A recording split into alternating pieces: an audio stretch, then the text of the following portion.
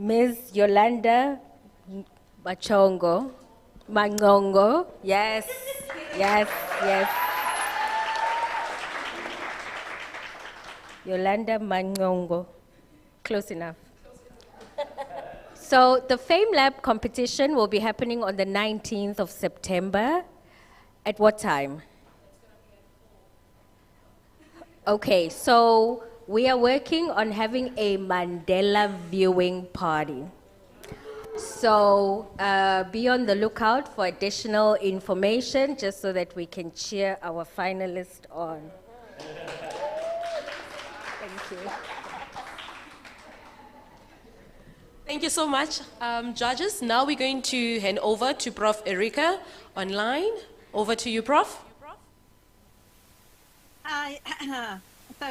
Firstly, I would like to just say thank you to the organizer for inviting me to take part to the 3MT competition at the Nelson Mandela University. It was really a privilege to be here today. Then I want to, of course, thank you all of the presenters. So the insightful presentation that you've delivered today were a real joy, and they really showcased the cutting-edge research and innovative thinking that is taking place at the Nelson Mandela University.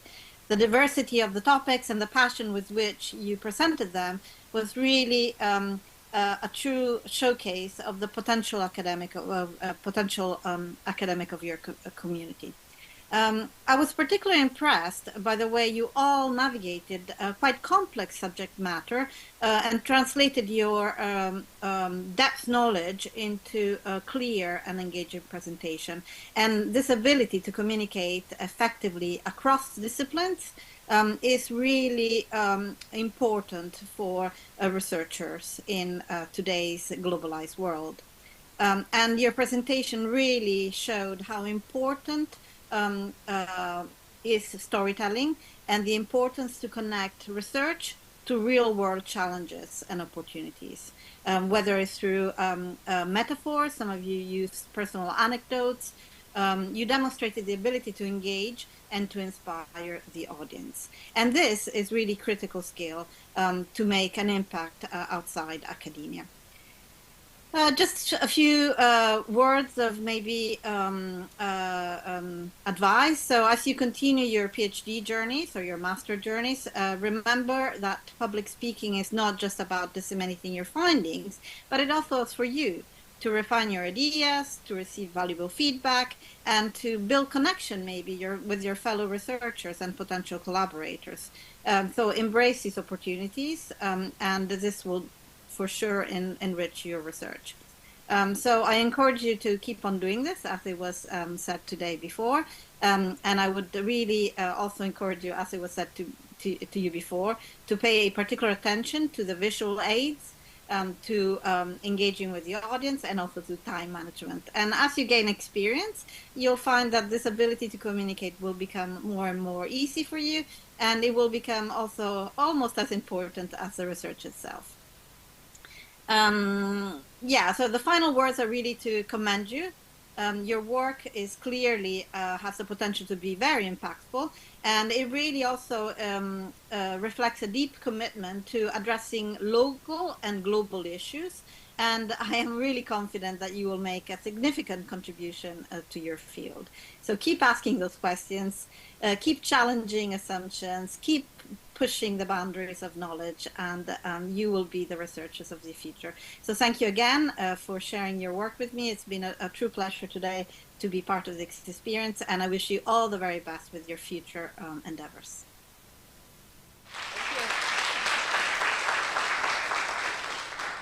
Thank you so much, ladies and gentlemen. Now we have come to an end to the part of the program. So now the next part that we need to do, we need to vote for the People's Choice.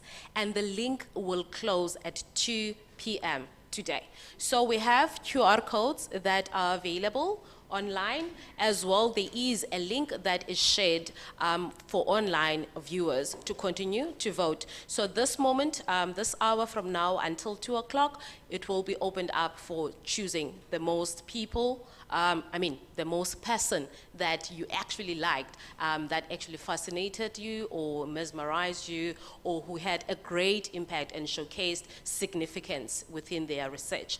Now, judges, they're going to break away. So we are going to break away, go to the boardroom, that is our venue, where we will be scoring your presentations and so forth. But with that being said, we would love to say thank you so much for spending this time with us. We really enjoy. You are actually a beautiful crowd. So give yourselves a round of applause. Okay. So also, I would like to afford you an opportunity if you would love to add or maybe mention something. I'll just give you 2 minutes because Miss Yolanda, our Fame Lab winner, seemingly she has an announcement. Thank you so much, Doc. No, it's not with regards to the talks. I enjoyed, like, it was proper, to be honest with you. And, with all the master classes as to what you have to do and everything, this is what I saw. And I also picked up some pointers, yes, from the judges and everything. I just wanted to ask, like, with the People's Choice Awards, I heard you saying that there's one that's going to be chosen, but I say hore, there's two for both masters and the PhD. So I'm not sure if you choose. Thank you for that beautiful question. Just for clarity's sake, for the People's Choice, it will be either Masters or PhD. That person will be awarded 1,000 Rand. Does that? It's not about we need to choose both. Dr. Priscilla? It comes down to numbers. It comes. It comes down to numbers. So the person with the most votes will win, whether they are masters or PhD. So, is it clear to everyone? Okay, so we can expect any masters or PhD holder. Just to round up, so prizes as follows. Masters winner will be awarded 4,000, and then we'll have 2 runner-up because we had 3 participants, right? So the 2 runner-ups will be awarded 1,000 each. Then for PhD holders and the winner for the PhD candidates will be participating in the national hit, right? So that person who is the winner will be awarded 5,000 Rand, and then the runner-up will be 3,000 Rand. Then the People's Choice Award, or the most person who got votes, will be awarded 1,000 Rand. Right? So can we please support the voting system and pump those votes and keep them coming? So thank you so much. With that being said, then now we are done. So the awards, actually the winner will be announced on Friday during the prize giving at 3 o'clock. Okay, so the person will be announced on Friday at 3 o'clock.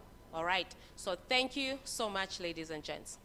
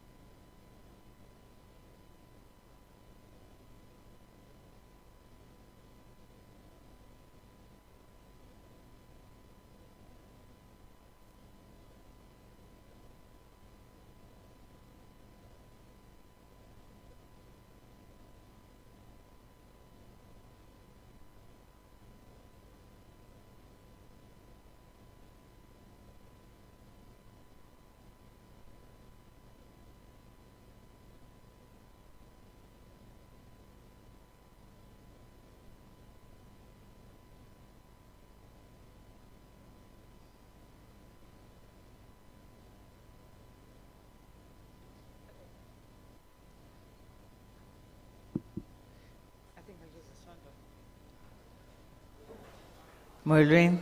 Okay, it works.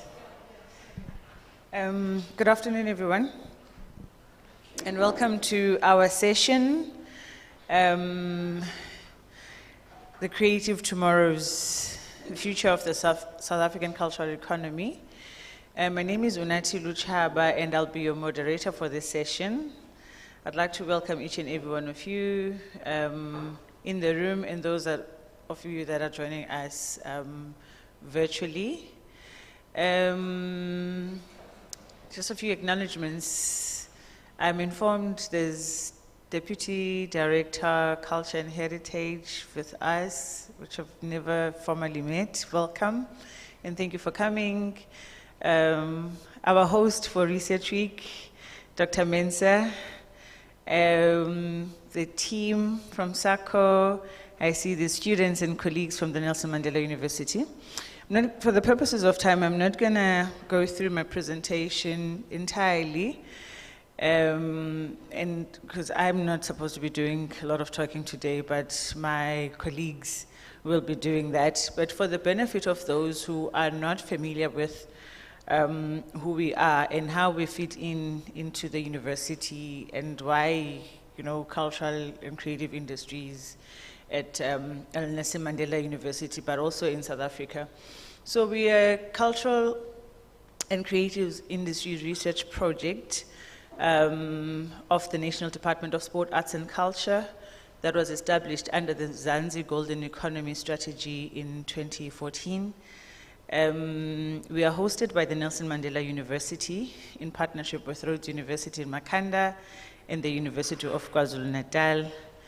Our mandate is to map and understand and value the economic impact of the creative industries and the sports sector in South Africa in terms of what these sectors contribute to South Africa's GDP, what they contribute towards trade, towards employment, and also most importantly, because the sector is important for our nation building. So we'll look at both the tangible and intangible aspects of these two sectors. So in a nutshell, we map trends, we develop statistics. I don't know if this presentation is visible because I see my face here on screen. In the who? Oh. I've clicked on the slideshow thing. I'm so sorry, I thought everyone could see what I was talking about in the background because I was just trying to summarize the slides.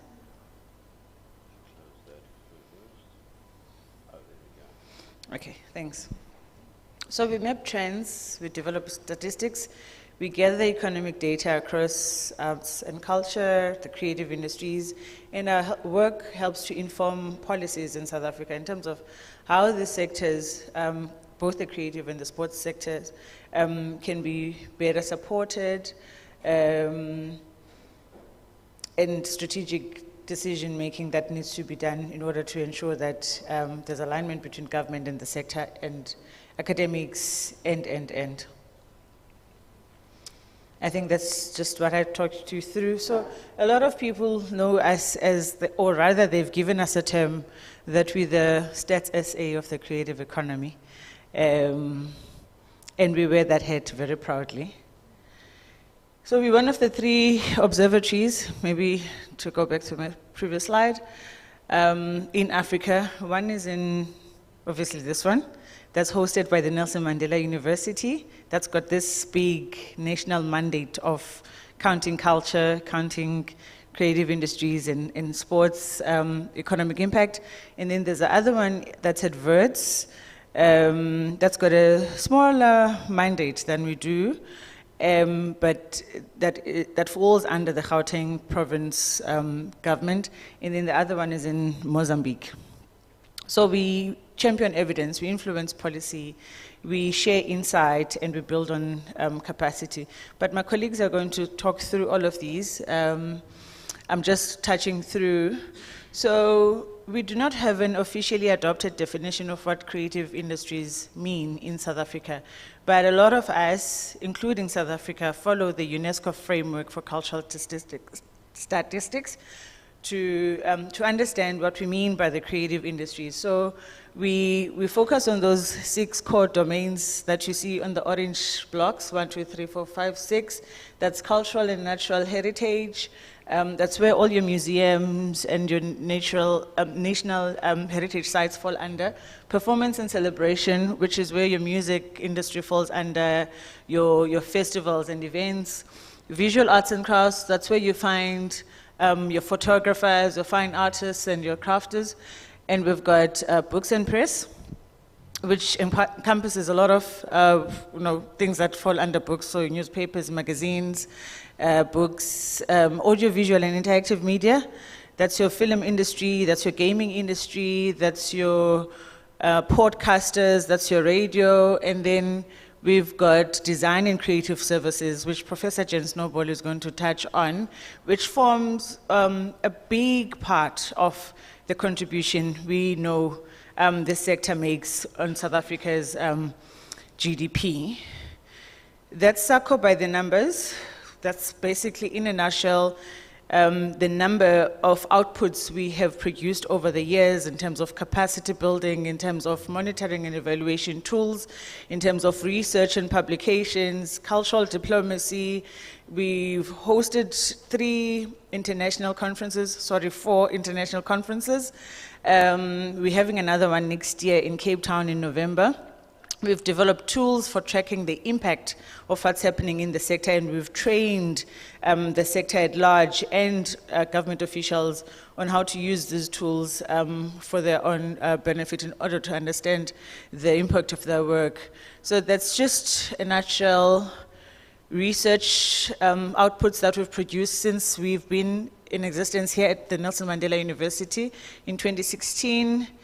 A flagship report of ours that gives us the status of the creative economy every second year is called our biannual economic mapping study. And through that, we now know that this sector contributes almost 3% to South Africa's GDP, which is almost on par with the agricultural sector. This sector employs 6% of South Africa's population, which is a little over 1 million jobs that have been created in South Africa. So I'm talking to a slide that's not showing. I'm just going to run through these. We offer internships. We offer scholarships. Our colleagues here will tell us more about our scholarships that we have for this current financial year. And this speaks to some of the impact we've made in the past, where we've offered opportunities to unemployed graduates countrywide and artists, where we trained them on certain skills and offered them stipend. And this happened during the COVID-19 pandemic. Some of the work that's coming, it's the mapping study I made mention of, and these are some of the things that we're looking at for this year. Reviewing of government programs, which Professor Amela Bob will speak to on the National Sport and Recreation Plan implementation status. But without wasting time and going through all of these, I'd like to invite you to please visit our website, which is www.southafricanculturalobservatory.org.za. We have all our research outputs on our website available for free, for download, for reading, including some of the tools that SACO is working on. We've got a funding indaba that Prof. Bob will speak on, which we are hosting next month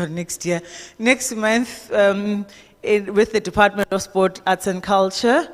There's been a cry from the sector and a need for government, for all the stakeholders to reevaluate the current funding strategy as it stands. In fact, there is no funding strategy.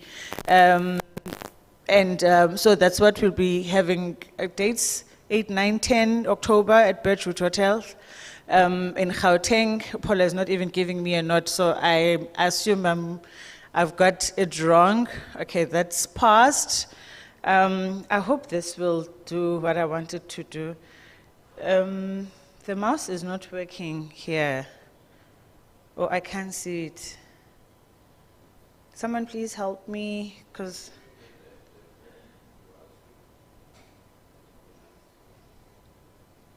this is the screen. I don't see it roving. I don't.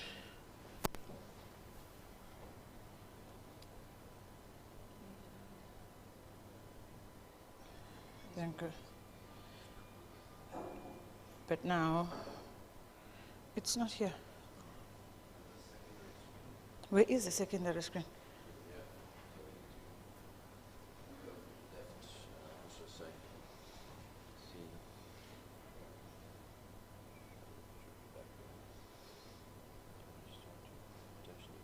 No, yeah, you can.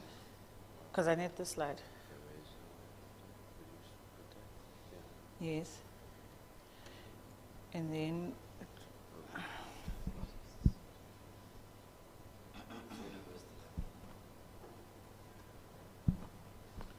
I need you to help me press. Where's the mouse?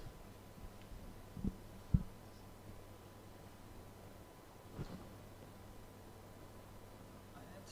Because there's a yes.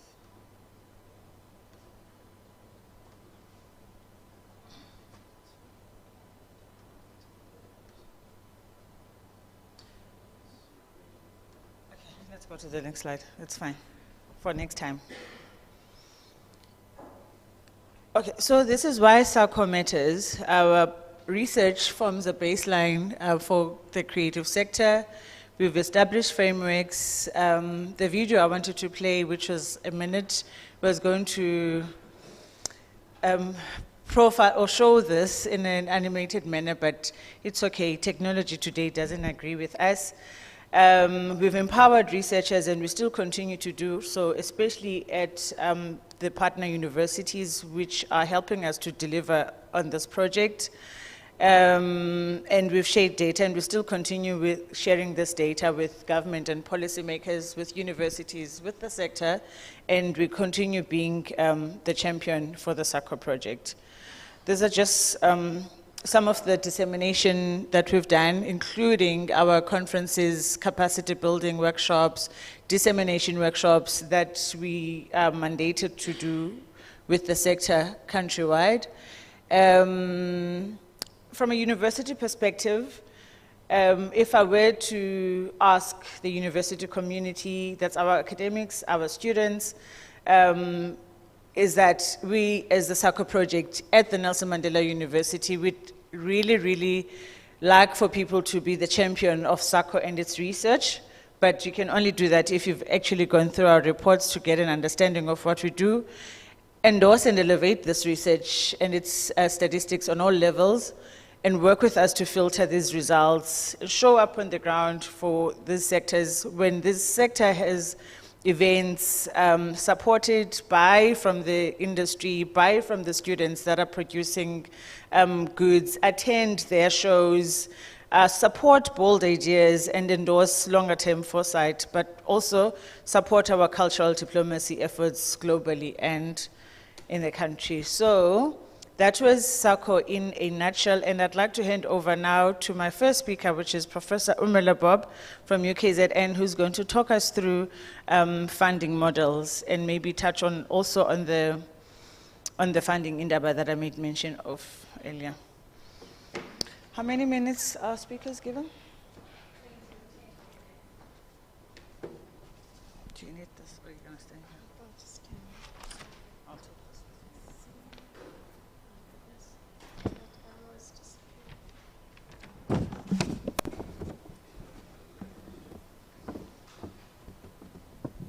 That PC is really not user-friendly.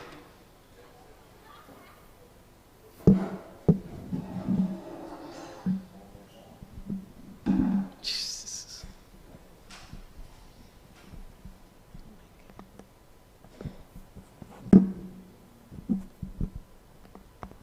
That's the fashion one.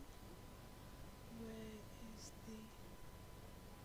Sorry, where are the folders? there's it.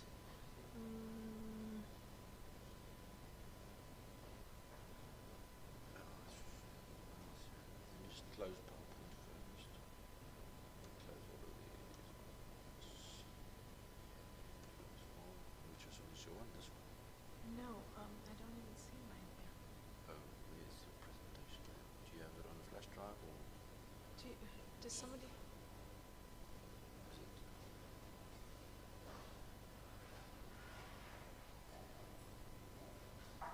This one on Oh, there's it here. Okay, got it. okay. Thank you.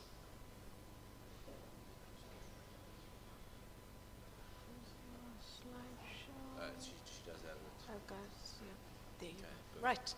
Sorry, that's 2 minutes of precious time gone. Good afternoon, everyone. As Unati has indicated, I'm Urmila Bob and one of the proud partners from the University of KwaZulu-Natal. And among the many interesting work that we do, one that really got a lot of attention from the powers that be was around the funding models. Because as comprehensive as Unati was about the landscape, and particularly the amount of investments that are going into the creative, the CCIs, the sports sector, the scholarships, the training, the events, etc., we can assure you that most stakeholders will agree that it's not sufficient and that we really need to improve efficiencies, etc. One of the biggest programs to operationalize the white paper and ensure that the CCIs achieve its full potential is the so-called Mzansi Golden Economy Program, or MGE as it is called. We've had the privilege in 2017, 2018 doing the undertaking the benchmark review of the program. And in 2022, we continued with that work. And you would see that there's a whole range of objectives that are set up for this particular evaluation. We evaluated all the programs, we engaged with key stakeholders, did very comprehensive documentary review. But for the purposes of this presentation, we will be focusing on two particular objectives. One is to look at the current funding models, what's working, what is not working, whether it's adequate, and also then drawing on national and international best practices, because firstly, the Department of Sport, Arts and Culture through the MGE is not the only funder of CCIs, and of course there's all kinds of departments that's doing interventions for a range of reasons and for different sectors as well. So we drew from experiences to try and figure out what can be done to improve the funding landscape in an ecosystem in the South African context. So very quickly, in terms of the methodology, we did a documentary review, including a very detailed policy review of both the direct policies and as well as policies that are likely to impact on the sector. The sector is cross-cutting, the sector is multidisciplinary, the sector draws from different orientations and requires an enabling environment to thrive. And in many cases, whatever the DSAC and its direct partners do, when you don't have the correct enabling environment, whether it's safety and security or well-maintained infrastructure, you can undermine the capabilities of the CCIs to deliver on its mandate. We also did a documentary analysis, all of the organizations or individuals that get funding through the MGE program are required to put applications in, complete progress reports, and importantly, to complete closeout reports, where they they're supposed to, they often don't, but that's for another presentation. I'm dealing with the funding model. The data management capabilities are troubling, but not only for this department, I would say actually across the country in various ways, and that's the reason why when you don't have the right evidence, you often cannot make the best decisions possible. We've looked at all the programs, and we undertook quite a detailed analysis, thanks to the assistance of many colleagues in the room. Renee, you come to mind begging people for documents, so thank you, my dear, among everybody else. We then also undertook a website audit, and this is important for the funding model component, because any funder has their own interests and agenda. So when you fund, a lot of sponsors, banks, etc., they want the visibility, they want the marketing, they want the branding. And we went into the websites to see if you're a sponsor, because technically the DSAC is a form of a sponsor, are you getting any leverage or visibility out of this? Are you being acknowledged, etc.? And we thought an website audit will at least give us that component, and we also did a range of focus group discussions.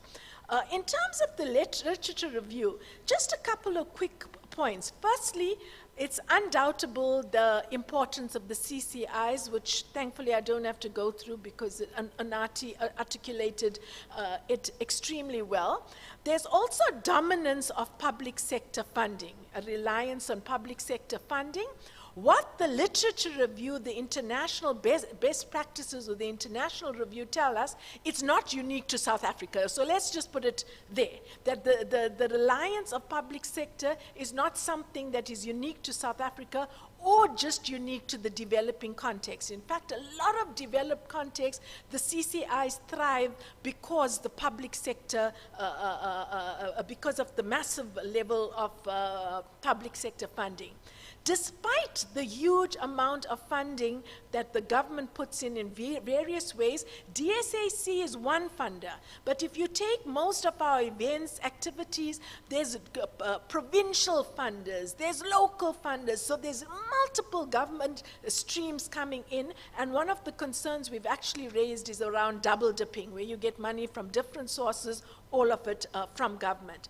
But some of the conclusions in terms of the challenges is that despite the massive investment, funding is inadequate, it's often inconsistent. So you don't know how much you're getting, how many years. Even if you have a contract, you have to wait or you don't get it. So there was a lot of inefficiencies, limited access to the funding. So it's almost those who know keep benefiting, and if you don't know, you just don't know. And of course, this is very important in the South African context to address, because the MGE, like most programs, is embedded in a transformational agenda, in a redress and a developmental agenda. And if you're not seeing a spatial spread, if you're not seeing historically disadvantaged groups benefit, you will have some very serious problems, and I'll refer to that in a second as well.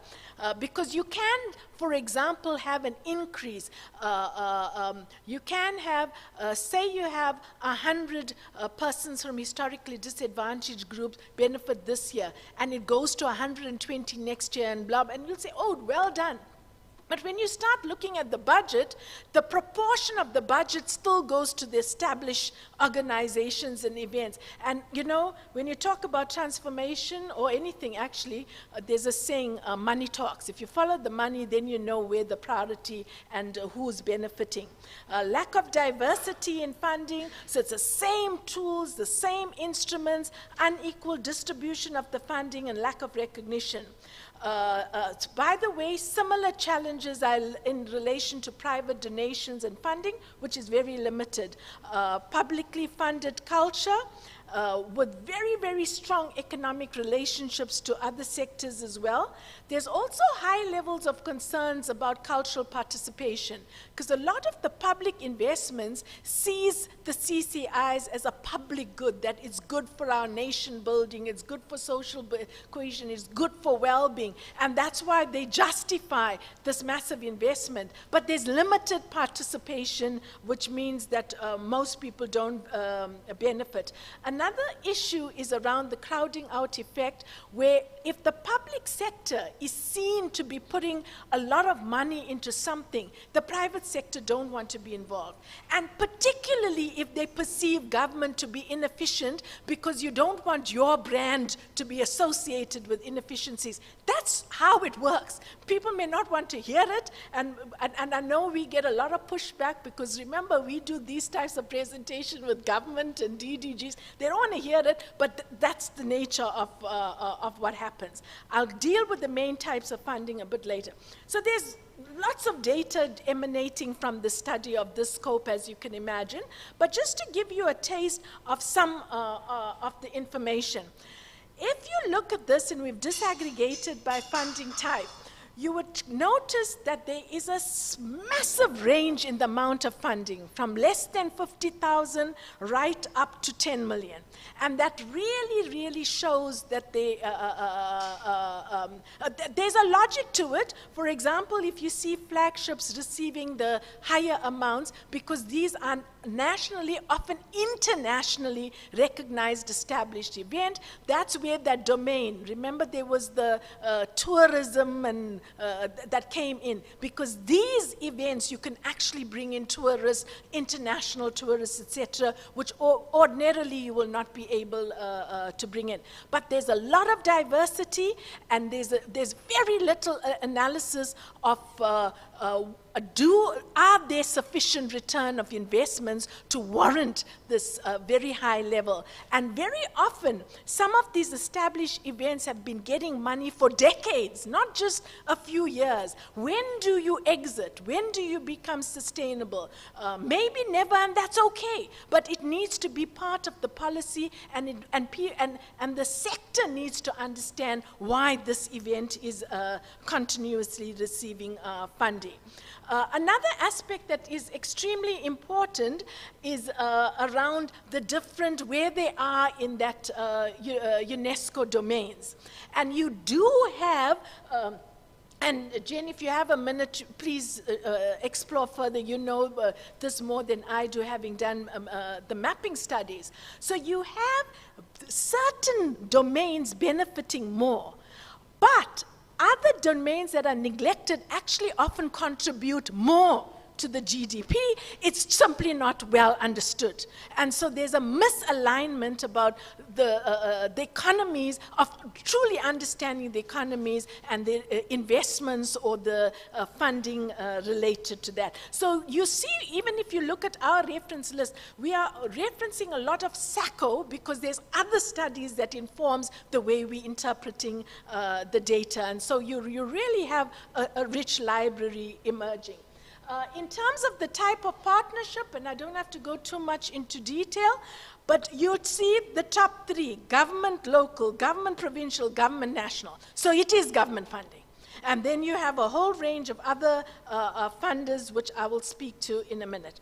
So emanating from this particular study, there's a range of policy and procedure recommendations, several of them, including database management and knowledge management, which is I can take all my hair out just trying to, I feel like we've failed, because we've been trying to get this sorted out for so long. But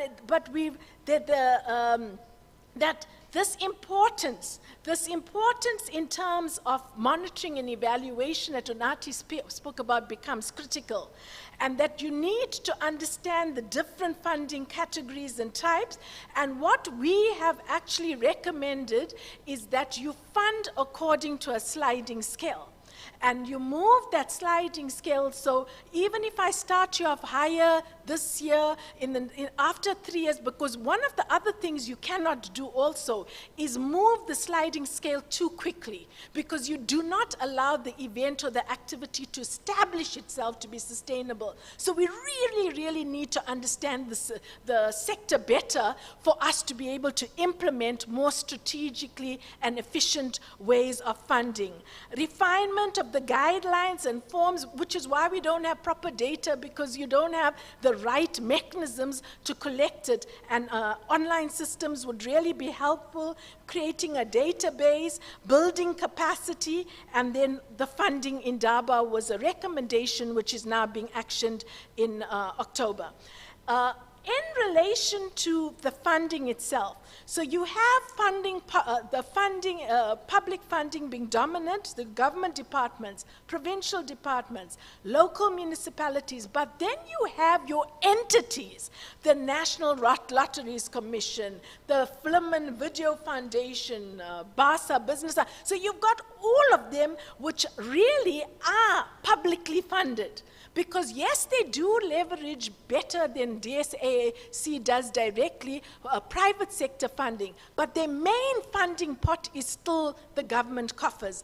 And I think that sometimes we forget these entities, and in some cases, dare I say, well, we've already shared it anyway, is that they're more efficient to distribute the funding, rather than national government trying to do it through their programs directly, because they are more aligned with the needs of the sector and understand the sector which they work with quite closely.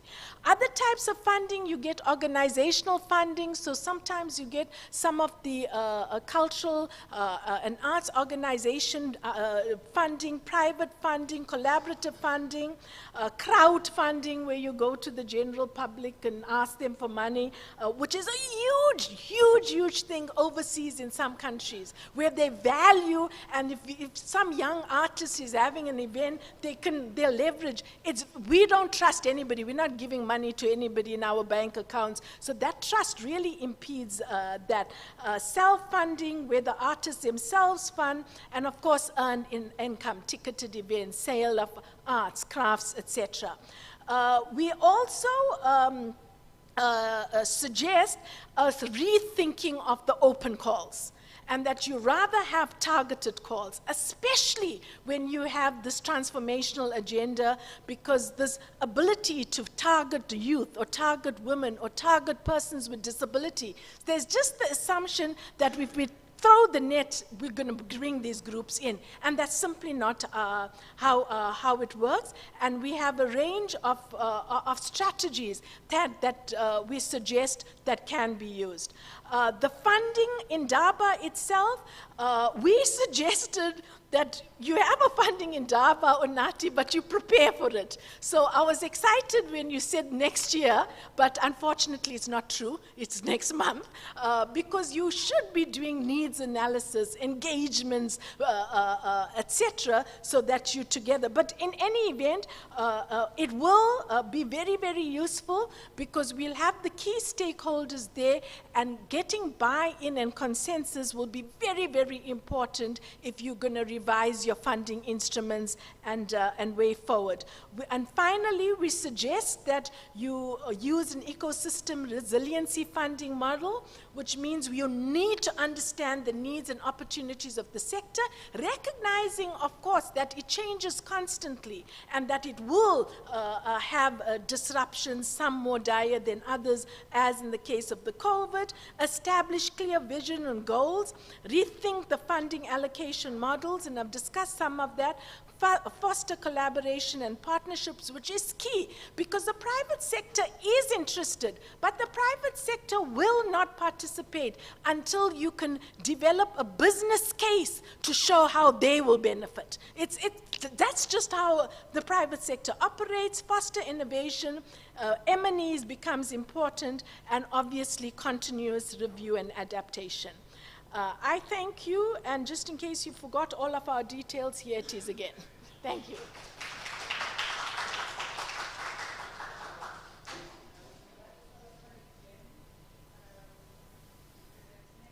Do we do Q&A?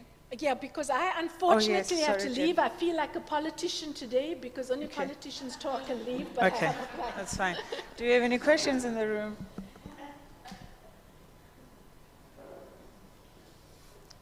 Any questions, comments? They do say I'm intimidating, but Oh, there's a question from Richard, yeah. Richard. Asked this privately, but I've been doing helping out a couple of NGOs locally, and also large NPOs in the Eastern Cape, and they're all struggling to get funding. More so than 5 years ago, more so than 10 years ago. So accessing it is actually more selective. There are other externalities in the process. So how does one, how do the smaller operators who are being squeezed out don't get the funding? And I'm talking, a number of them have been working with Lotto. Put a proposal takes a huge amount of time. So, which a larger organization has the resources, has the networks, and they keep on hitting and getting the contract. So there's a turnover. So informal assessment suggests that this is happening in some of the more semi-peripheral regions, shall we say. I don't know, it can differ elsewhere, but that is a problem. There's shortage of funding. There's a squeezing out of the more civil society related NPOs. But even the bigger ones, which are multi-organizational, I don't want to mention names, but they're doing incubation and so on and so forth. They're battling, and a number of them are doing creative work. And they're looking for novel ways. So though there are these new aspects, there's a problem in actually bringing the funders to the really needy, as opposed to the people who do get it as a matter of fact. And that, yeah. Just thanks, Richard. Two things. One is that funding, in real terms, funding is decreasing. It's not keeping up with inflation. It's not keeping up. So in real terms, it is decreasing, even although the population of size of South Africa is growing. So when you take all those factors, it's decreasing. And in that scenario, we have to be more efficient. And we have to be more targeted. And one of the recommendations we make is that the MGE does not currently allocate a budget to support organizations. They're very event and activity driven. But if they support organization, there'll be more sustainability. Organizations will have larger impact, and also organizations will be able to support the events and the activities on the ground. So that is one of the recommendations we made just around the organization. But we've just got to become more efficient, because I don't see, Jen, the funding environment changing, because the demands, and remember, our poverty indicators are getting worse in South Africa. So you're going to forget COVID, you're going to keep getting this drawing out of the CCIs, etc., that is seen as, it's a feel-good sectors, rather than the health, the education, and things of that sort. Thanks, Amula. Thanks, Richard, for that question. Any more questions? Mercy.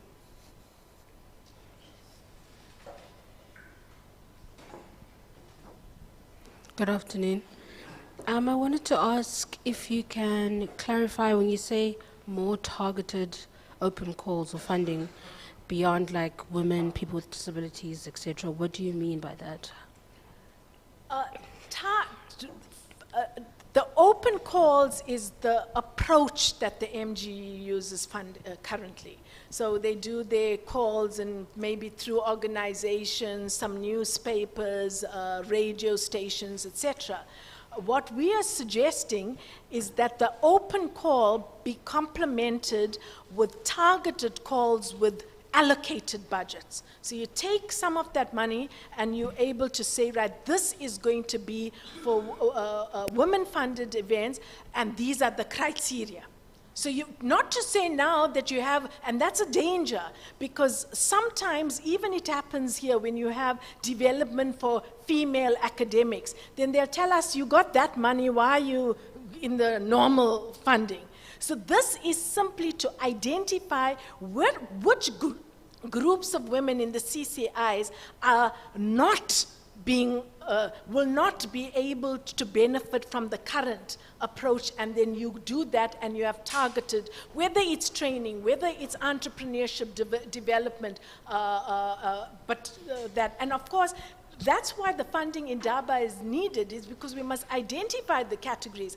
I can tell you, we don't have any strategy for persons with disabilities. I actually went to the Playhouse, I won't say which city, but one of the playhouses, and they are not universal access at all, and yet by law it's a requirement.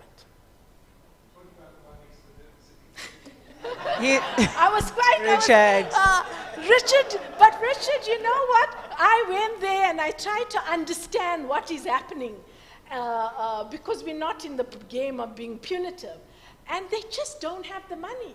The person was going to take me in the back to show me the plans. So this back to funding and the infrastructure, etc. Thanks. Any more questions, comments? Thanks, Amela. I think, as you rightly say, this is particularly one of the reasons why the funding in DABA is important, as you come up front, Jen, because what we have learned through our research over time is that, and I think most of us know this, government is the primary funder for this sector, the main funder. Although there are pockets of funding in the entities that Amela has made mention of in her presentation, but I think is carried on, and hence it is important to have this conversation to come up with a strategy. And this is a conversation that cannot happen with government alone. So you need all these stakeholders, all these entities, you need the banks, you need the academic institutions to unpack what's there and what needs to happen. And then how do we get to where we need to get to Jen, I'd like to hand over to you to tell us all things beautiful and fashiony and demure and mindful and cutesy. Over to you. Thank you. I just need help from the tech team because I can see the screen, but no one else can. Oh, thank you very much. Great. Thank you. Okay. No, it's magic that we do not understand, but no, this is good. Yeah, this is fine. Yeah, thank you. Okay. So good afternoon, everybody. Thank you for coming to this session. So we started off with Professor Bob's very kind of broad and national study of the funding frameworks. But SACO also does sector-specific studies. So this one was like a fun one on the fashion sector. Fun and serious, right? Because once you start looking into the size of the sector and the number of people that it employs, then it becomes clear that it's also an important economic sector for the country. Okay, so probably you can't read that, but it's fine. So the aim of this study was to look at fashion designers in South Africa in the post-COVID environment, so what's happened to them after COVID. So we put the sector first into an international context and also Africa, and then we made a database of fashion designers in South Africa, where they were located, and we did some case studies of designers, too many to cover now, but they're in the report, so if you're a fashionista, this is something you definitely want to read. Okay, so let's first look at the context a bit. So just to make the point, the African Development Bank calculated that sub-Saharan Africa apparel and footwear market in 2019, so that's pre-COVID, was worth 31 billion US dollars a year. That is a monster amount of money, right? You can multiply by 18 in your head and get the rand amount. And even post-COVID, The Economist was marking this as one of the 5 big stories to watch, right? African fashion. So the reasons for this is not only the size of the sector, but also its potential. So from an African point of view, it's labor intensive, so that means it creates a lot of jobs for everything that is produced. It encourages regional integration because in order to operate in the sector, there needs to be linkages with other parts of your country, but also with other countries. And it has then this great export potential. It's also got non-market values, as you would know, so what's called soft power, right? The power of the brand to represent your country and your country's heritage in a very kind of cool and appealing way. Just think of the Korean wave, right? As an example of that. The designers that were in our study also often mentioned that this is part of the Africa Rising story, right? So we want to present to the world a very positive, new, modern, but still African style. And fashion is one way to do that. But at the same time, we're drawing on the heritage of textile design and other kinds of design in the fashion industry.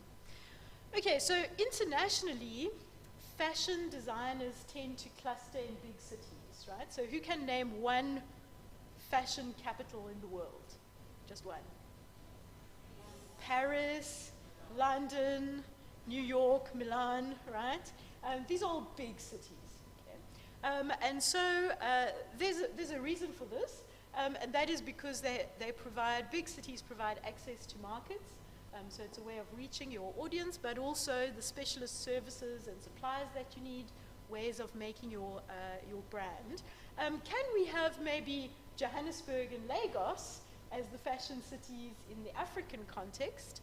And then maybe there are also some possibilities for mid-sized cities, right? So one of the things we were investigating is it really only Johannesburg and Lagos, or can we have some smaller places as well? Maybe Gqeberha is on the map, right? In terms of fashion, but we're not seeing it. Internationally, some designers say, yes, we like the secondary cities because they're not as expensive. And if you've got networks there, it's easier to become established before you can use other kinds of mobility to reach those bigger cities and markets. Okay, so fashion designers are by their nature entrepreneurial and innovative, but they do face some challenges in the global south. One of those is how do you get into the international market, right? So accessing the value chains that allow you to reach those big export markets needs some support. So internationally, the global south, which is us, right, is seen as a market, so a place where you can sell your things, and sites of mass production. If you think of places, companies that have very well-known brand names, but often they're factories where manufacturing is happening are in developing countries. So we're not really seen as the innovators, and when we try to innovate, we face very high levels of competition.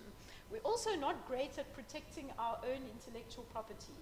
So this small diagram here, which I know you can't see, was from a survey of creative industries in Cape Town, and one of the questions was, where does your income come from? So the one at the bottom is the sale of services and products, so that was the main thing. And then the tiny little bit at the top, 11% of them mentioned intellectual property, right? And that's because they don't protect intellectual property. They just kind of keep innovating to stay ahead of the wave, but a lot of those ideas are actually stolen, and especially in the online environment. Very briefly, I'm sure we've heard about fast fashion, right? So fast fashion is also something that's happening to the industry. Here's a better picture to tell you what I'm talking about. So fast fashion is fashion that is produced cheaply. People assume that it will be replaced quickly, okay? So it's not meant to last. It hasn't got a lot of quality to it. So it doesn't make its way into second-hand clothing markets, but it does tend to pile up where? In African countries, okay? And then this becomes a huge waste problem. And in the production of the textiles and the production of the clothing, there's also a lot of environmental damage. So the question is, how do African designers respond to this? Okay, so fortunately I don't need to say much about this picture that you've seen. So this is from the mapping study. Design and creative services is that purple 32%. So that is what the contribution of the creative industries to the South African economy. It's around 3%. You might think that's pretty small. Remember, agriculture is 4.2 or something, right? So, and they've got their huge a budget and ministry. So it's there, but the creative industry is not always visible. And nearly a third of that is made up of design and creative services, including fashion design. Okay, so what's happened to clothing and apparel in South Africa? Not good things, right? In some ways. So what you can see there on the right-hand side, that downward graph, that's showing you the real GDP contribution of this sector from 1996 to 2021. And you can see that it's heading downhill, right? And the answer, why is that happening, is because post-apartheid South Africa joins the World Trade Organization, and suddenly you cannot protect anymore the clothing and textile sector the way that it was protected before. So now the cold winds of cheap exports start to blow and the sector starts to lose ground. In terms of employment, it really takes a knock. So it goes from 140,000 people working in the sector in 1996 to around about 40,000 in 2021. Okay. Not all bad news, because what the orange graph is showing you there is the uptake of the informal sector. So in some ways, the closure of the big factories and the formal firms provides a pool of trained young fashion designers who can then start their own brands. Okay, so it wasn't only a negative sort of story. Okay, so our contribution the estimated contribution to South Africa's economy of the fashion design sector is about R1 billion. This is in pre-COVID times, from a study done by the Department of Trade, Industry and Competition. The fashion design firm profile, though, is small. Okay, so these are mostly small firms, mostly young, 24% are less than 3 years old, 92% have a turnover of less than R5 million a year. They employ an average of about 6 people, and they market mostly locally, although they have international aspirations. So that makes them quite vulnerable. So in our research, as I've mentioned briefly, we had all these different methods of gathering the data. Probably the most interesting one is, what does the fashion design sector look like post-COVID? So this is the result of our data collection. So to be included as a mapped fashion designer, you needed to have a brand, right? So we're not talking about people who are operating completely informally and were like selling things at craft markets over the weekends, right? So that would be a kind of, what should we say, not professional, semi-professional. So these were fashion designers who had a brand that we could track in some way. So we found 384 of these, but we also found some specialist education and training sectors, industry organizations, so these were like associations, media, and a few manufacturers. Our designer case studies, here they are, right? I'm not going to be able to go through all of them. What we did was we got a mix, so we had some who had been successful at some point, right? That was the requirement. Some of them are older ones, so we can see Lakshan Kulka there, 1999, and that was our oldest one, and then our newest one was Shweshwe Kini, right? So that was, and then there's some that you should know there because of their huge international success, like Lukanyo Ndingi. Okay, so this was how we identified them and what we did with the data. So the fashion designer database is all in the report, as is our analysis of each of the designers. So what did we find with the maps? Well, interesting things. Okay? Firstly, yes, most fashion designers are located in the provinces. Those are the dark red ones with the biggest metros, right? So It's Gauteng and Western Cape. We didn't find as many as we thought we were going to find in KwaZulu-Natal, and we found rather more than we thought we would here in the Eastern Cape. But if you look at the other map with the dots, right, that's showing you the different cities that are important, and you can see that certainly there are fashion cities that are attracting or are the base for the most of the designers. So the fashion cities in Cape Town are really Johannesburg and, in South Africa, are Johannesburg and Cape Town. So they've both got quite big populations, so good markets, good place to brand yourself. They've got some kind of attractor, so either an economic hub or, in the case of Cape Town, a world design capital. They both host fashion weeks and have done so for some time. These, by the way, are privately funded, right? So they're not, they receive some public funding, but they're mostly run as private companies. Johannesburg also has a fashion design district. In terms of how the clusters look, in the provinces with the big metros, it's like those cities have a very strong pulling power. So if you are in the Western Cape and you're a fashion designer, chances are 90% you will be in Cape Town. Okay? But if you're in a province with smaller metros like the Eastern Cape, there's still a fairly high chance that you'll be in the biggest city, in this case, Gqeberha. Nearly 50% of designers in the Eastern Cape are located there, but it's a bit more dispersed, okay, which is interesting to us because it means that maybe in the provinces that don't have the giant metros, this is a potential for local economic development. You can actually find fashion designers even in some of the smaller cities. In terms of the case studies, we looked specifically at how the company developed. So I'll just talk about their mobilities and how they moved. But there's a lot of other information in the report about their funding and environmental concerns. So I picked this one because it's your homegrown person here, right? So this was really a success story coming out of the Nelson Mandela University incubation. So Ladumo Nkolo, thank you, whose brand is Makosa Africa, grew up here in Gqeberha, right? And his mum taught him how to knit, and then he started picking up the beading patterns, actually, and translating this into knitwear. So we can think of this as somebody who starts off in what we would call a second-tier city, not one of the big metros. But after he establishes his brand through Nelson Mandela University incubation, he then starts opening branches in other places, right? Particularly Cape Town waterfront, with stockists in Johannesburg and a big online presence. Okay. The other one is a very new designer.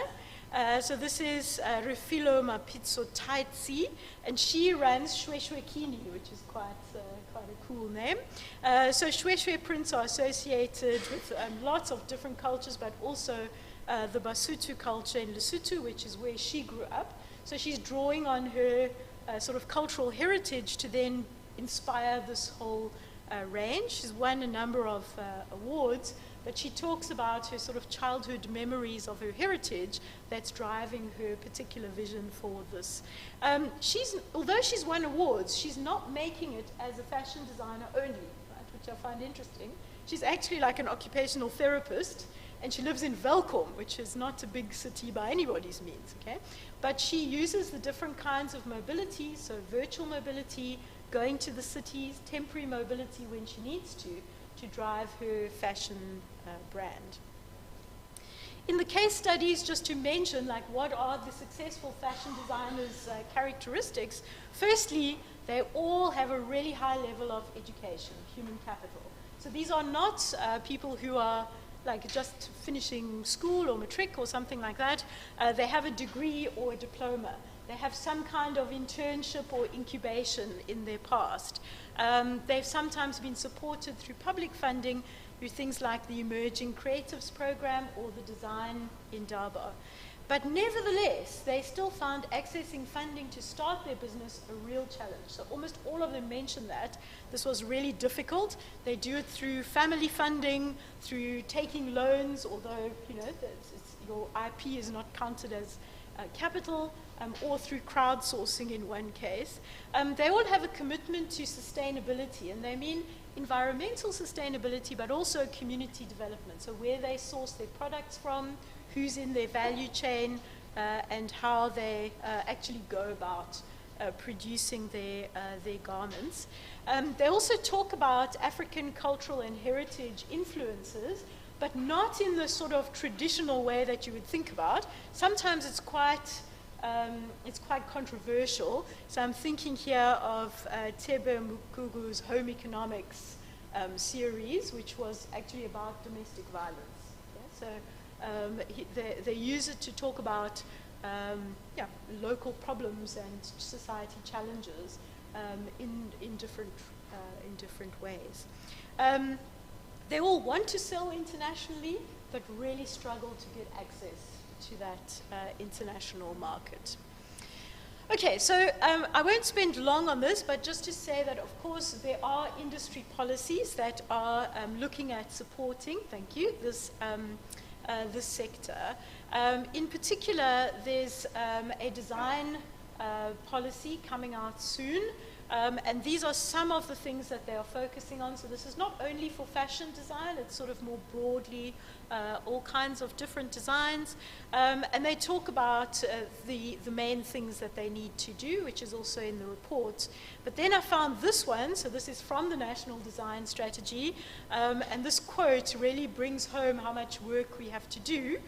So I'll just read it to you. It was from their research report. Right now, it is costing me 300 Rand a meter for printing when I need it at 9 Rand a meter. So it is quicker and cheaper for me to get digitally printed from China, and if I take over 300 meters, they won't even charge me for the artwork, so for programming the design. It is the ease with which you can source things outside the country that is quite sickening. So that comes from a South African designer, just talking about the challenge of producing locally in South Africa. Right, so what are some of the future policy implications and strategies? Firstly, really important to have a very competitive product. So as we saw in some of the case studies, incubators, space for working, co-working spaces, seed funding, being able to develop your brand, right, because that's an important part of making your name and protecting your intellectual property. And then once you've done that, the next step is, can you upscale? Okay, and that's really important for exports, because you put something great on the website, and now you've got an order for 100, okay? But you're not set up to be able to produce that number of garments, and then you lose the contract. So just to conclude, the South African economy makes a really valuable contribution to the economy, but also to job creation, to international trade, and that includes the fashion design sector. Although it's currently clustered around the big cities and will probably remain like that, it also has potential for these secondary or second-tier cities, and could be a really important development opportunity for those of us living in the more rural provinces. It's also a really nice fusion of, shall we say, the commercial and the heritage. So drawing on the heritage, but in a way that is able to be shared with the world and also monetized. But what we really need to understand more, I think, is what is the ecosystem in which the fashion designers operate? Where are the problems areas that where there's a blockage that needs to be unlocked? As a final slide, and here I'm stealing Prof. Haynes's thunder a little bit. I want to just say that this article has just been published in the new open access journal of the African Journal of Creative Economy, which is linked to the Africa-Europe Creative Economies partnerships, covers not just South Africa, but 8 other African countries and 2 European countries. And if you have any creative industries work that you're just dying to share with the world, now's your chance, right? So please submit your articles and we will very gladly review them. Thank you.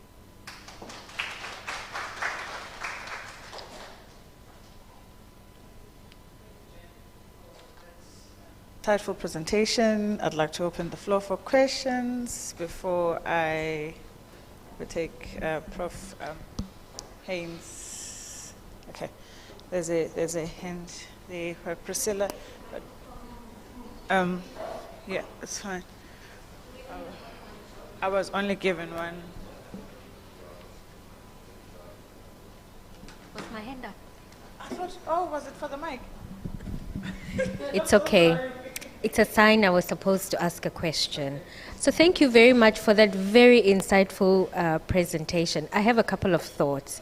Firstly, as consumers of fashion and also being very conscious about the effect that we have on the environment, I know it's complex, but what is your advice to consumers around fast fashion?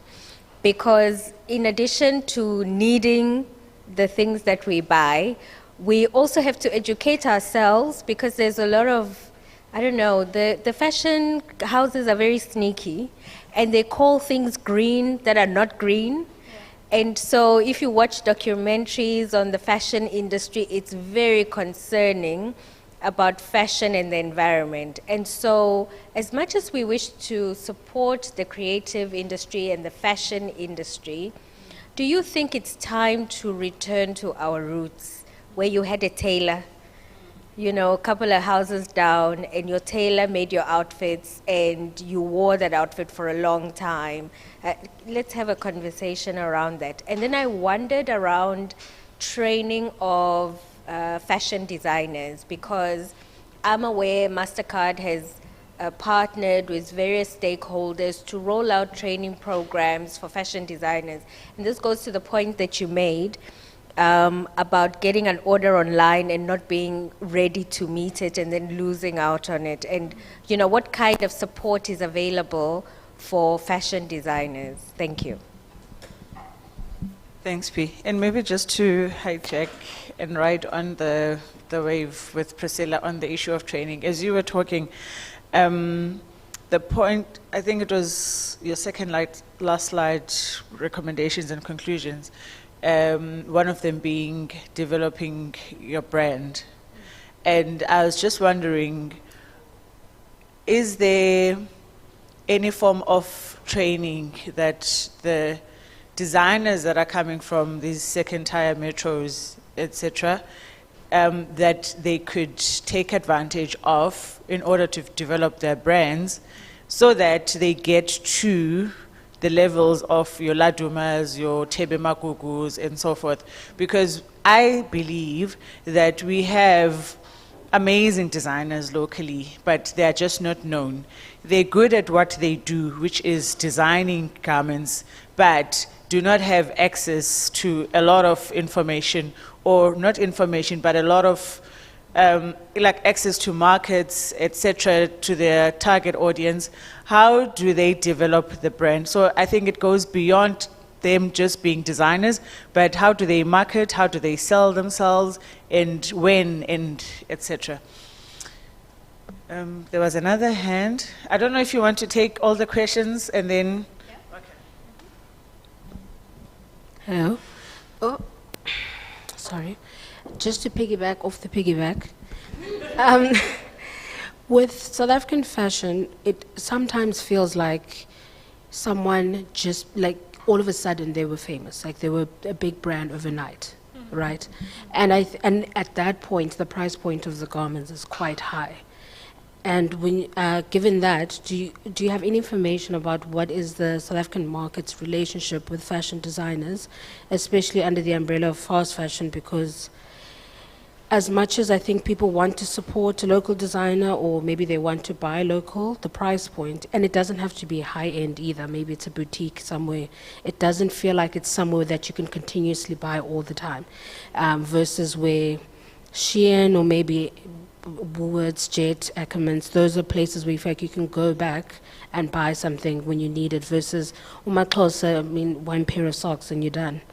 Because it's the price point. So do you have any sort of information about that relationship, and maybe that can inform why South Africans are, not that they don't support not buying fast fashion, but they just almost feel like it's not their thing to worry about, because if they could afford to buy local and rightly sourced garments, they would. It's just not in their price point. So it goes back to the branding. How do we know about designers before they become big, and we as consumers as well can grow with them, perhaps, instead of just seeing someone who has a jersey that costs 25,000 rand. Okay, thank you. Thanks, Mercy. Any other question?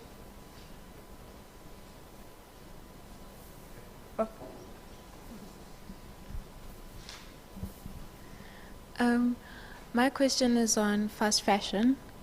I don't know if I'm speaking for myself or others, but then the criteria for fast fashion has always been like your Shein, your Fashion Nova and stuff. But looking at your slide, you had brands like Cotton On and brands that are reputable. So I think the misconception I had was reputable brands are not fast fashion, and these online markets are like fast fashion. So what's the criteria? What is fast fashion and what is not fast fashion? Me and you both. I was shocked when I saw Zara there, and Gap, and Mango, and I was like, okay, so we are there.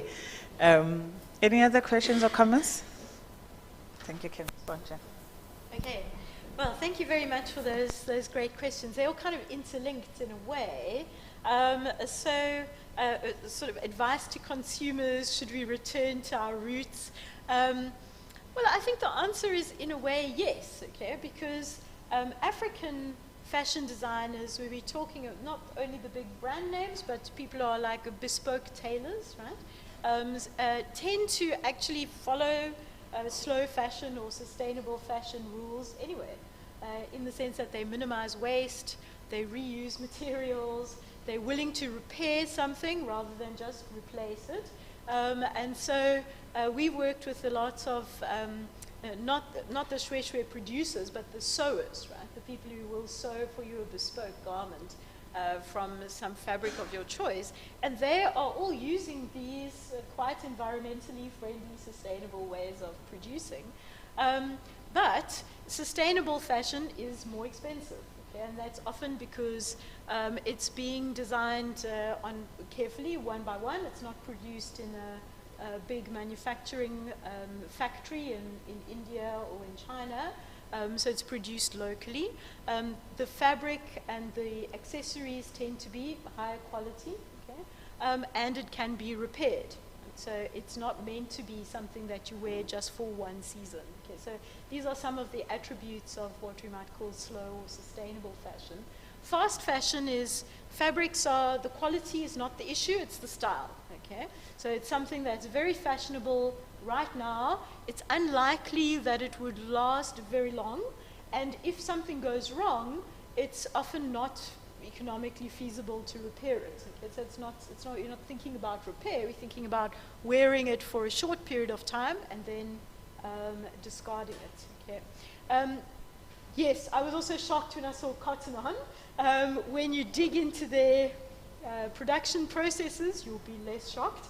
The same with Zara. They are trying actually quite hard to offer recycling services for consumers within their business. Okay? So they'll say, okay, you bought something, it's out of fashion now, or you've decided you don't want it anymore, bring it back and we'll find a way to recycle it. But that is very difficult because it's a whole different business, right? You've got to take the thing apart, you've got to know how to recycle all the different pieces. So it is a bit of a challenge. And they're not like hard and fast criteria. And I think that by calling out the big retailers, it provides them with sort of an incentive, right? I need to do something differently here. The reviewer of this Sacco report, who then became the co-author of the article that we've just published, that's Dr. Nyasha Gatawa. She actually did research on South African consumers and how they engage with fashion, fast fashion or sustainable fashion. And her conclusion was that the price point is really important, right? So it's true, most South Africans cannot afford designer fashion, okay? But then again, that becomes the sort of the peak of the pyramid. So you're right, how do we spot these guys before they become very successful? It's like saying, did you buy Apple shares, before we all started buying iPhones and so on. But definitely at the moment, she says there's a mismatch between the approach of the designers, which is sustainable, long-lasting fashion made in environmentally friendly ways with community links, and the demand coming from most South Africans who are looking for something fashionable and fun that they can afford. Okay, so it definitely is an affordability issue. But as we're seeing the incomes of Africans in general actually rising, so as we're getting this emerging middle class, there's going to be more of a market for maybe not the high end, but kind of the middle part of the fashion value chain. In terms of training and support and how do you develop your brand, one of the big problems in South Africa is that if you go to university, you study music or design or theater, no one ever says to you, and so how are you going to decide what you will charge for your ticket price, right? The two don't meet. So the kind of business management that should be going with a lot of creative sector training does not happen, okay? This is kind of an outlier, because in many other countries, there's a very strong focus on the business of the creative sector. So no ways would you make it through a fine art degree and not know at the end, how do you fill in a tax return, okay? So I think that gap is something that SACO could potentially fill, but universities are starting to do that through like the incubation. And the stories that we were hearing from the successful designers was, that's where we got the support. Okay, that's what allowed us to protect our brand and at the same time develop it. It was the support from an incubator or a co-working space or my home university or some business person who was in my family who helped me to develop the business side of things. So I think that's generally a big gap in a lot of creative industries work in South Africa, including fashion. I'm sure my time is up. I see the chair is getting restless.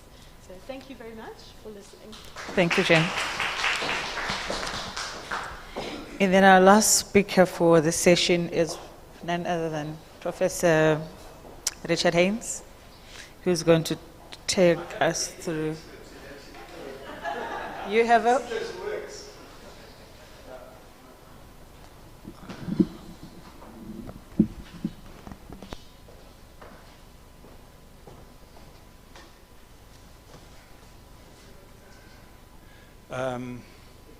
It's presumably been loaded, yeah. Okay. Which folder will that be on? This one is output. Paula, I think it's better you than us. Yeah. Because... Oh, yeah. Yeah, okay. Yeah. Got it. Yeah. No, that's fine. No, I'm not going to update it. That's actually... Okay. Okay. Where's the slide thing? Okay. Just open this.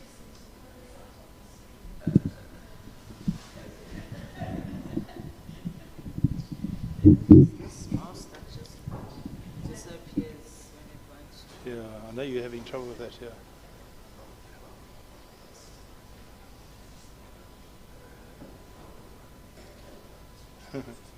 Missing mouse.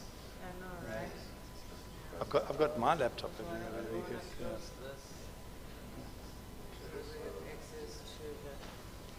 Warranty.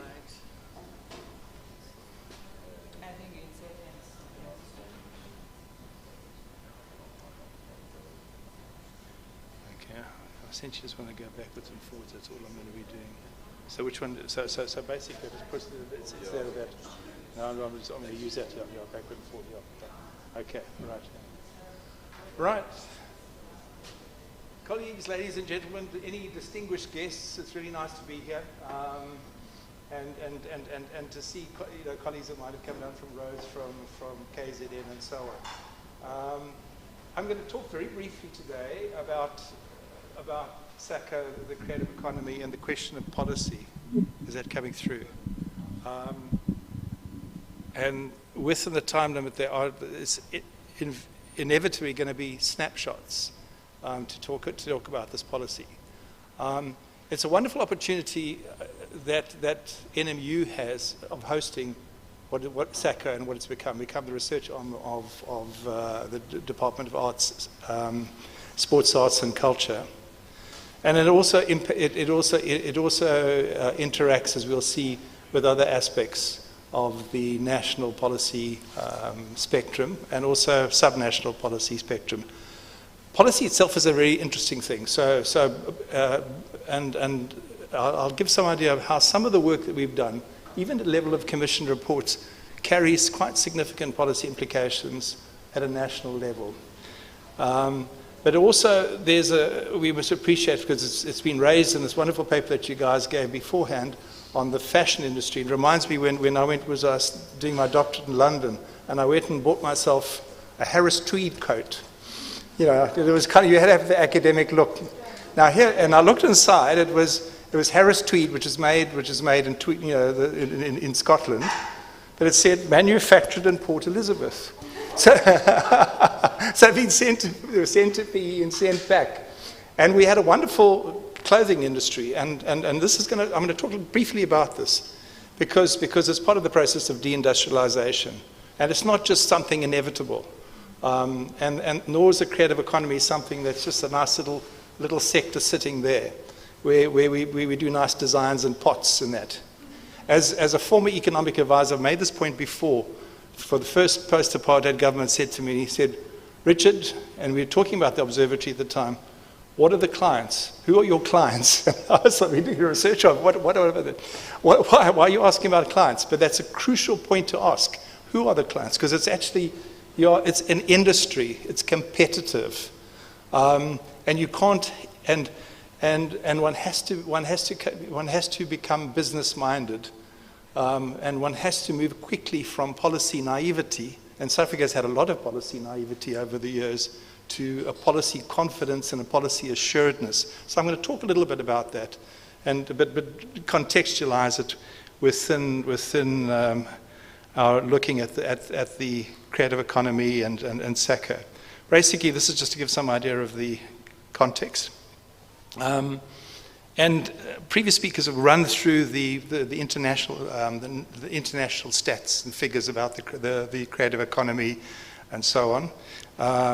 We've looked at the key fields and then the subfields, and this has been rethought at the moment by UNCTAD, by UNESCO. And sport is also now part of this portfolio, you could call it the sportfolio, of DSAC, okay? And whether this is going to become an adjunct or drop off the classification of CCIs as part of the debate, or should become even more importantly and more part of what we see as a creative economy, is a significant debate. And a colleague and I have argued that, in fact, if you're looking at what's happening to sport and the transformation of sport, both in terms of real sport, the consumer construction of sport, the creation of sport icons, and the transference of sport into hyperspace, into hyperreality, it is actually very much part of a growing and expanding cultural and creative economy. So we need to look at those things. And these are the kinds of things that, and Jen and Anati have looked at this, so I'm not going to go through that and look what happens to a quite volatile sector. So if you look here, you see what the South African creative economy is very responsive to dips in the economy, such as COVID and the social economy more generally. Anati's gone through SACCO and its contribution to national policy making. But over the years, it's expanded wonderfully, its networks have grown, and the kinds of work have allowed the researchers, the colleagues, in local, national, local, provincial, and national, to they've opened up new vistas, and they've actually provided some really interesting insights and significant opportunities. And having taught and I still teach development policy, it struck me as a wonderful reservoir for understanding, working with it, but also contributing to it. And here's just some of the things that we've done. SACO, and it's grown, its workshops, its conferences, and the range of work that it's done. I'm working in a small little commission report at the moment, and it's looking at the viability of establishing a national council for design. And you think, well, that's a nice little piece of creative industry, but you don't realize how significant a national design council, it's actually a national design council, is globally for the creative economy. And in 1944, Churchill's War Cabinet instituted the first National Council of Design. It was industrial design, and it was central. And this is a significant part. Half remembered and not theorized much. It was a key part, a central part of the late wartime and post-war reconstruction. And you think about the Marshall Plan and the setting up the Bretton Woods activities and that. So industrial design is central to the thinking about, and it's design more generally nowadays. It's central to the thinking about how we structure our lives, our economy, and so forth. And increasingly, if you look at the East Asian economies, they all have national councils of design. France set up one in 2019, somewhat later, But branding yourself, understanding the contributions of the fashion industry, architecture, urban design, interior design, and so on and so forth, is actually not just a little creative activity, it's central to your economy. And that's a very important point, I think, to bear in mind. So I'm going to take one through very quickly 3 reports that colleagues and myself have worked on in the last 18 months or so. And in doing this is a great opportunity to reflect, albeit briefly, and it would be nice to actually extend this question of policy making. Because with the SACO, it's the production of reports, so you don't often reflect as enough. And Jen and I have these discussions. And our work with the CC sector impacts more generally on how we look at the economy, how we look at society, and how we start analyzing it. So it's not, and it's the CC sector, the creative economy, or the CCI sector is not a self-contained sector, and Jen's made that clear, Nati's made that. It has direct and indirect effects on the economic sectors and can play, and does play, but it plays even more important developmental role in South Africa. But we can't be complacent. And I argue with some of my colleagues, and they say, well, South Africa the creative sector contributes 2.97, or that fluctuates, or 2.98 to the GDP of South Africa. But if we have growth rates at 0.1%, and Korea and Taiwan and Singapore growth rates are 8%, 6%, and they've got 3.7. But that 3.7, 10 years a lot, is worth a lot more than what we're doing. So we can't be complacent about that. We've got to say, how do we expand this, and how does that happen within the economy? And that actually means a question of reindustrialization, which I'll touch on towards the end of this piece, because it's actually integrated with government's attempts to do that. So I'm going to look at 3 policy recommendations, and then a modest round of closing thoughts. So the first report, colleagues and I looked at the question of the economics of language, which is a subsector like economics of education in the economics pantheon. Although economics is a fairly self-contained social science or economic science, however you may. It's actually more closed off than not closed off. It's got more of its internal work than, as the point's been made, than disciplines such as sociology, political science, policy studies, and other transdisciplinary work. But anyway, so we look at the growth of economics of language, and it has wonderful Russian sort of origins.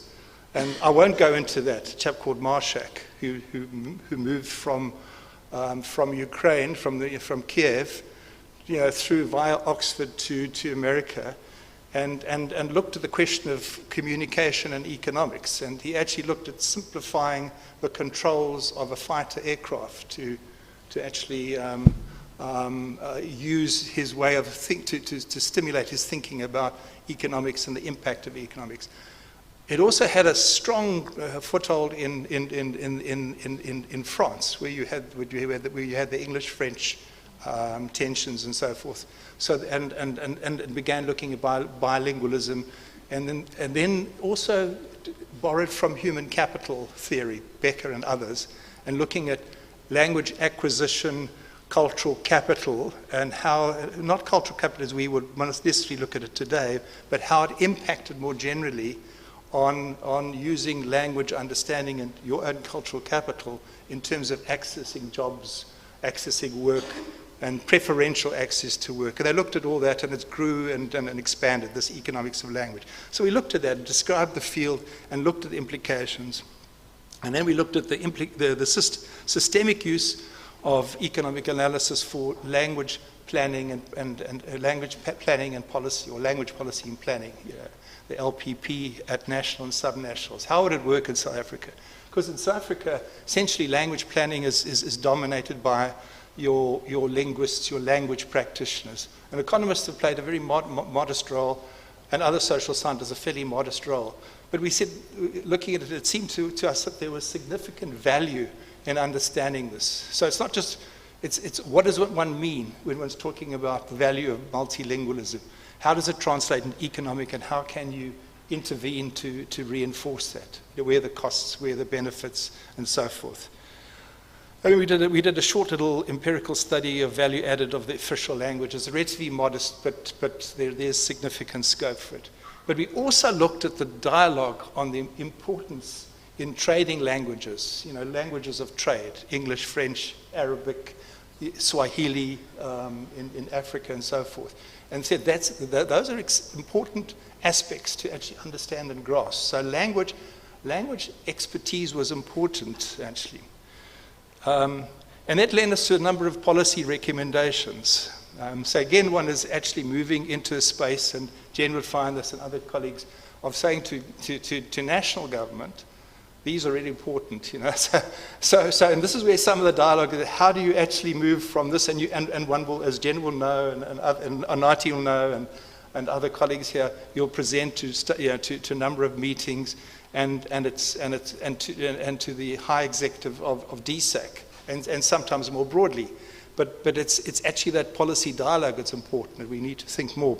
But I don't want to go too much into that at the moment, but just give some idea of the kinds of policy points that we're making and so forth. So we recommended that state agencies in question, which would include DSAC agencies such as PANSAL, should establish a cost-effective economic of languages unit. They can't. There's 5 minutes. Okay. And then we look at questions of value, and put forward a number of possibilities for teaching foreign languages, and looking at the question of language in cultural policy. The next item we look at, the next one was precarity within the cultural sector and the need for social security interventions. And these included a public-private partnership, setting up a special purpose CSR, Corporate Social Responsibility Fund for social and economic protection for artists and creative workers. There's a massive need for that, and there was enthusiasm for business and business advisors.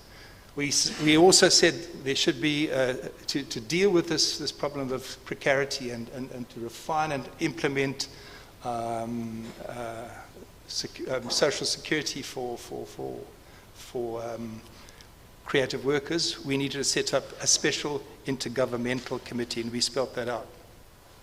We also said for these committees to work, and us at DSAC, we know when you're trying to access documents, you sometimes wish there was a mobile accessible archive. So archives, and my colleagues at SACA know how I stress the importance of archives. We also suggest an international reference group for to advise the government and stakeholders in terms of social security. We suggest an international conference. And then we put forward the idea of a cost-effective digital cultural policy group. We found a colleague at UJ who's happy to run it. So it's ready to run with a bit of modest funding. And that will look at some of the major areas around the use of digital platforms. There's a toolbox and so forth. And the final bit, the final little report that we do is looking at the question of BRICS creative economies. And we put forward a number of recommendations: cultural seasons, a BRICS group for CCI promotion, economics of languages for BRICS, for the BRICS countries, youth networks. We found there was just this massive explosion of informal youth networks. So we thought that would be something to grow. You know, Rhodes has got, and Jen and I know because we gave a series of informal lectures there. Fashion, we're talking about fashion summits, the BRICS, and there's funding in the BRICS Development Bank, by the way. And then something that I've worked on, aerospace and defense, and we work with a colleague and academic who runs a cultural observatory that Saka and I have built bridges with. And we looked at the case study in terms of aerospace and defense collaboration. And then finally, the creation of a public digital platform. Then there was some short-term suggestions. And then, if I may, for a couple of minutes, I'll just go through the closing bit, is importance of the management and development of the creative economy. So we need to understand the interdisciplinary nature. Coordination is important. I'll talk about that in question time if need be.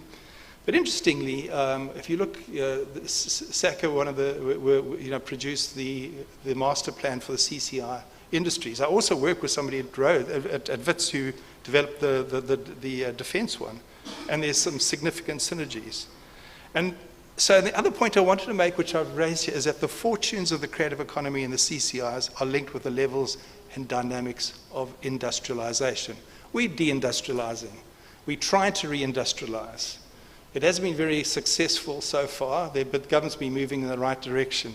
Peter Bruce, who's a Serbic, and we sometimes know why, said for the outgoing minister, he said, he almost never misses an opportunity to miss an opportunity, you know, which I found funny. but there has been significant criticism.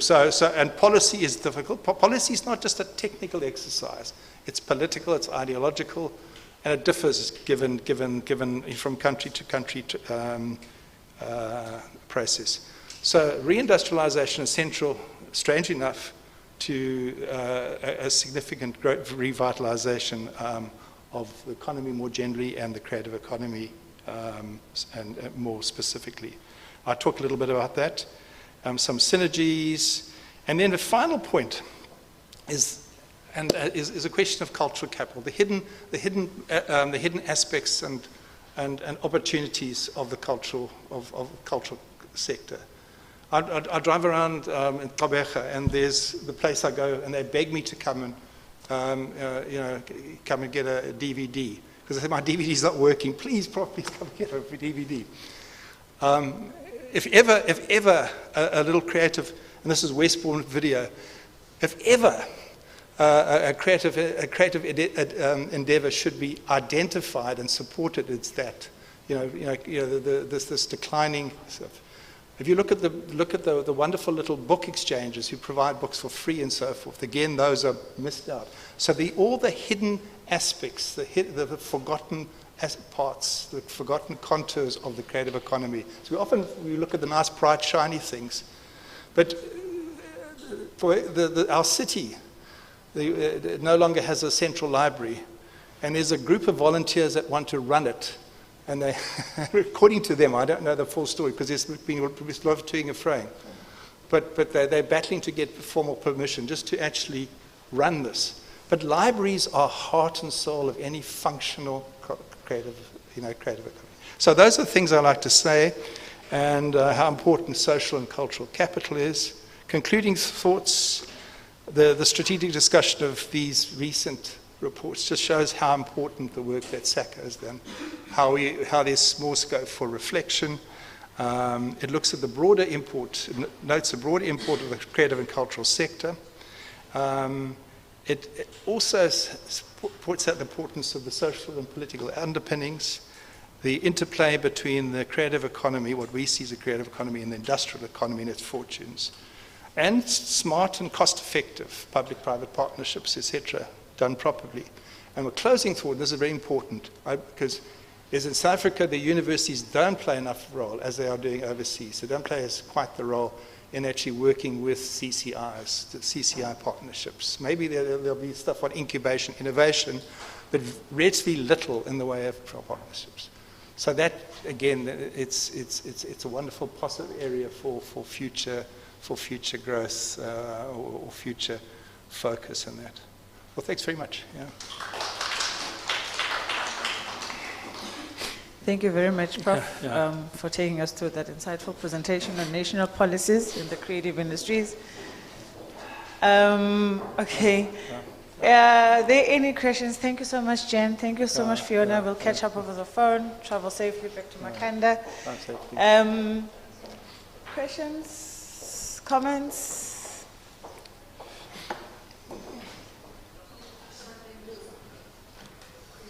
Is there a question? Hey, I tell you, we got through that quite quickly. Okay. No, Jen's mentioned it. Jen Yeah. mentioned So it. basically, so we've, she's raised it. Yeah. Awesome. All righty then. Great. Thank you, Yeah. colleagues. I think that brings us to the end of our session today. Thank you very much for your time and for listening to our presentations. There is more to our research deliverables than what we shared today. Today's session just couldn't do any justice. But we invite you to visit our website and download our research reports according to what interests you. As we've mentioned, creative industries includes various subdomains within the creative sector. And you can also subscribe to our newsletter, and you will then get all the updates about what's happening at SACCO, what has happened and what is still to come.